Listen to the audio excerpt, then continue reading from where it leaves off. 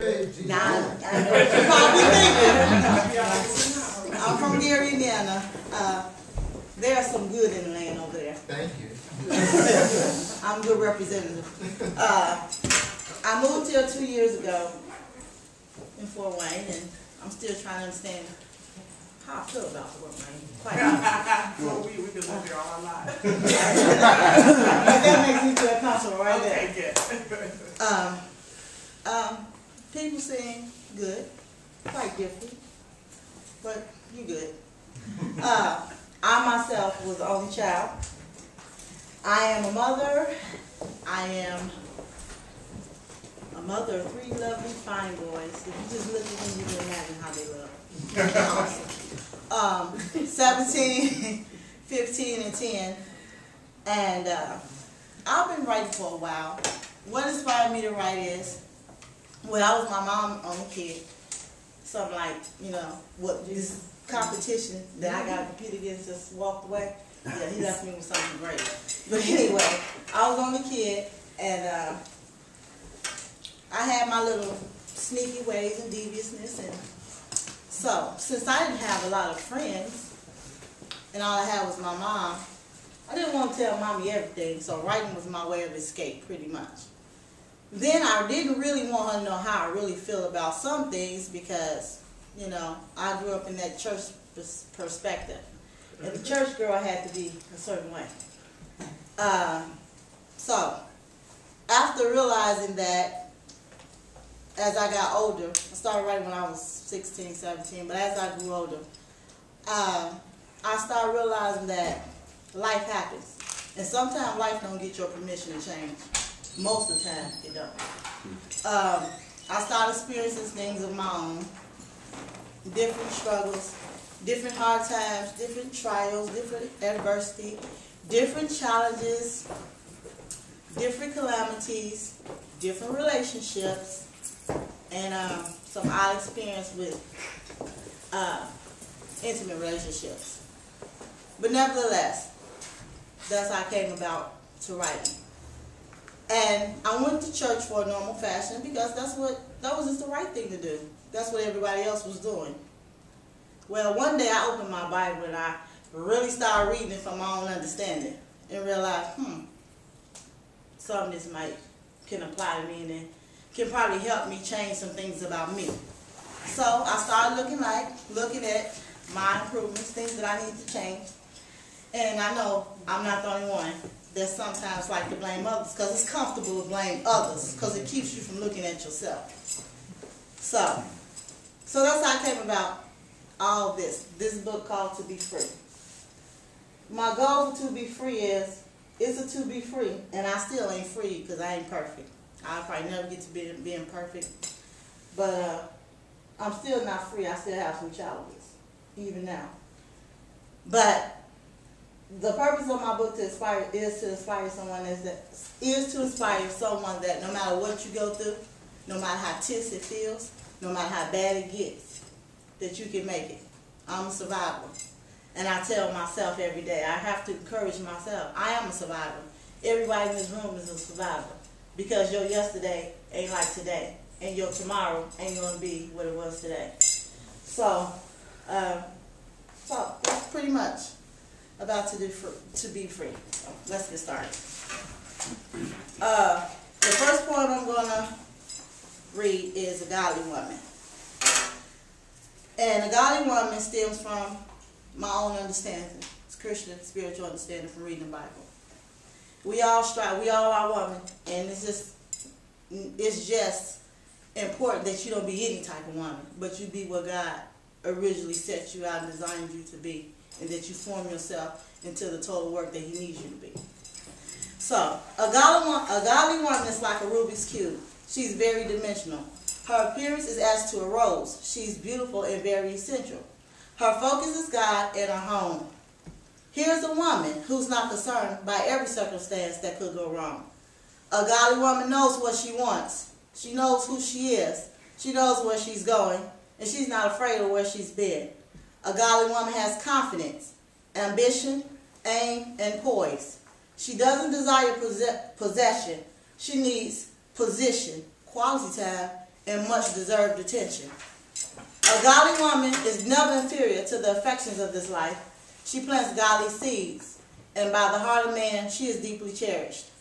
A godly woman knows how to receive a good man.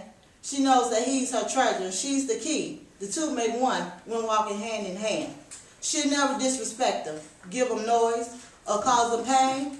She's delivered from strife and that thing that our young folks call game.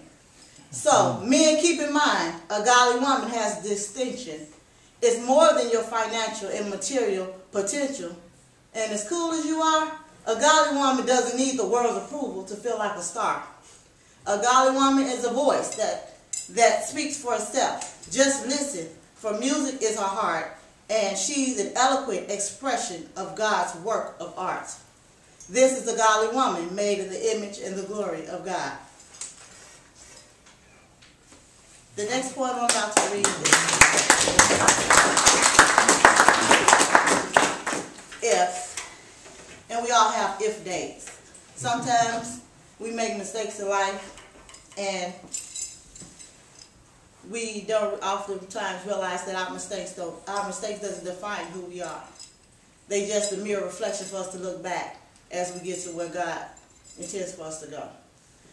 If expression was not counted as a blessing, in my private time, I would wonder, where would I be?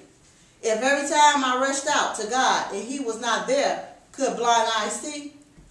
If it were not for lives, and if it were not for life's trials and tests that caused my soul to ache, would I be able to trust Him out of love and not hate?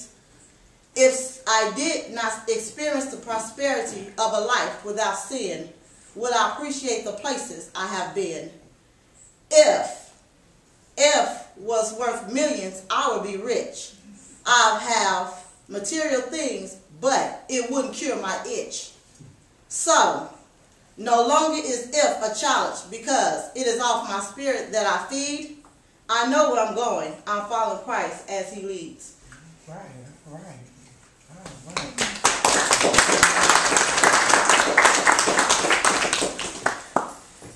The next one is called My Only Desire. My only desire is to have an intense relationship with you, one that lasts forever, no matter how many cloudy storms come through.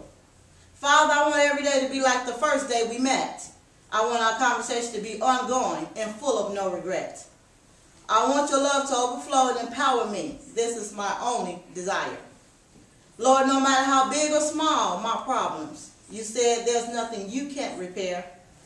You're all I need. Nothing is bigger than you, and no one else can go there. My only desire is to praise, worship, honor, and study you. Yes, yes, yes, Lord. I only long for you. All right. This one is called, Lord, I thank you. Just looking back over my life, where God has brought me from, and I still have not reached my end, but I thank Him for all that He's done for me thus far. I thank Him for every experience. Even if the experience was bad, I still thank Him for it. I have no regret. Lord, I thank you. Lord, I thank you for the rugged road I had to try while trying to understand where and why you called me to go, and for every experience of life that you allow me to. Let me start over. Lord, I thank you for the rugged road I had to try while trying to understand where and why you called me to go, and for every experience in life that you allow me to use to demonstrate through witness the evidence of you. Lord, I thank you for every tear I shed that exemplified the persecution and rejection, the nights filled with troubled waters that became my daily bread. Lord, I thank you for healing that reflected the places of stories I never told, as well as quiet storms that burst daily within, that whispered music to these marrow bones. Lord, I thank you for strength, for having made me all I can be in weakness, for allowing me to be a testimony sent by you, making me no longer a slave to defense, able to deliver the message inscribed in these hands to man. Lord, I thank you for courage, for carrying me through. When I was timid and afraid, you healed the heart that I may behold when Calvary's cross is laid. Lord, I thank you for my enemies through Though the devil meant to cause pain, agony, suffering, and pity, though he desired to destroy me, while thorns and thistles poked in the side of me, you enabled me to embrace parts of me that spoke languages to blood which purified. Lord, I thank you for purposes molded by design, a great architect of reputation and character, stained, but in all things you never changed. Though humbled, the servant never switched pace, as life results obedience of a man required to stay in the race. Lord, I thank you for the spirit-filled man who thirsts to seek your face. Amen. And I have one more.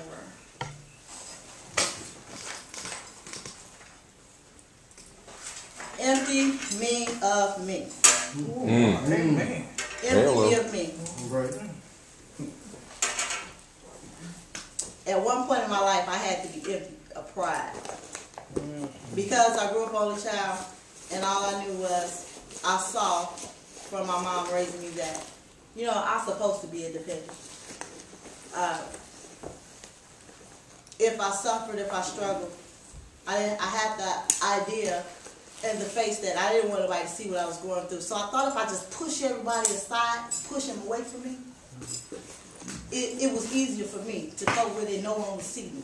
So all they saw was the good, that they would never see the bad that I had to experience. Empty me of me. As tears fall from my eyes, my soul wonders. My heart is broken. Life blows stronger than the wind. Pieces are falling. God, do you hear me calling? Anger, God, at who? Is it me or is it you? Working to please you, Lord, I long to hear you say, my servant, well done. Tired and sometimes I feel in vain, Lord, am I to be satisfied with the chaos around me? Can one understand the difference between needs and desires? The more I empty out, the more they desire. Like bees seek honey from their nest, I'll seek you, Lord, that in your word I'll find rest. God, you said you would supply all my needs, that you would give me an unexpected end. You have thoughts of peace and not evil for me. Then this, Lord, is what I'm yearning to see. The spirit is constantly willing, the flesh fall weak. Lord, you make my enemies to be at peace and empty me of me. Ooh, all right.